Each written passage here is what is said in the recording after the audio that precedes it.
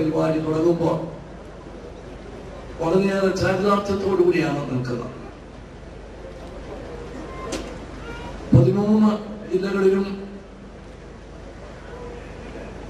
ജനങ്ങളുടെ സഹകരണം കൊണ്ട്, ഗവൺമെന്റ് ഉദ്യോഗസ്ഥരുടെ ആത്മാർത്ഥത കൊണ്ട്, മന്ത്രിമാരും ജനപ്രതിനിധികളും നേതൃത്വം കൊണ്ട് ജനസമ്പർക്ക പരിപാടി ഒരു വലിയ വിജയമാക്കാൻ സാധിച്ചു. കണ്ണൂർ ജില്ലയിലെ ഇന്നത്തെ പരിപാടി കൂടെ കഴിയുമ്പോൾ ഈ പ്രാവശ്യത്തെ ജനസമ്പർക്ക പരിപാടി പൂർത്തിയാകുകയാണ്. പക്ഷെ അതുകൊണ്ട് എന്റെയോ ഉദ്യോഗസ്ഥന്റെയോ ഉത്തരവാദിത്വം തീരുന്നില്ല. ജനസമ്പർക്ക ദിവസം ലഭിച്ചിട്ടുള്ള പരാതികളുടെ മേൽ ഏറ്റവും അനുയോജ്യമായ തീരുമാനം എടുക്കുന്നത് വരെ ജനസമ്പർക്ക പരിപാടിയുടെ പ്രവർത്തനങ്ങൾ എങ്ങനെ ആരംഭിച്ചോ അതേ നിലയിൽ നമുക്ക് മുമ്പോട്ട് കൊണ്ടുപോയാൽ മതിയാകും.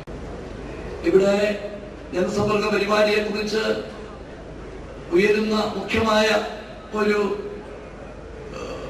ആക്ഷേപം ഞാൻ പറയുന്നില്ല, ഒരു സംശയം അല്ലെങ്കിൽ വേറിട്ടൊരു ആശയം, ഇത്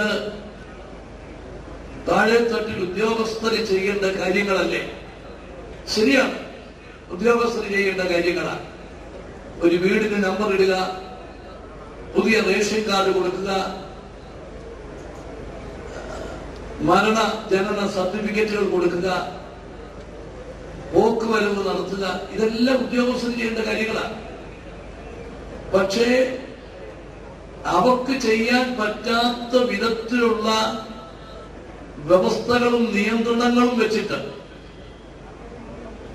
കാര്യങ്ങൾ നടക്കാതെ വരുമ്പോൾ ഉദ്യോഗസ്ഥരെ കുറ്റം പറഞ്ഞിട്ട് കാര്യമുണ്ടോ?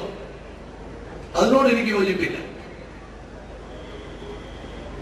അവർക്ക് പ്രവർത്തിക്കാൻ സാധിക്കത്തക്ക വിധത്തിലുള്ള സാഹചര്യങ്ങളും വ്യവസ്ഥകളും ഉണ്ടാക്കിയിട്ട് കാര്യങ്ങൾ നടക്കുന്നില്ലെങ്കിൽ കുറ്റപ്പെടുത്താം.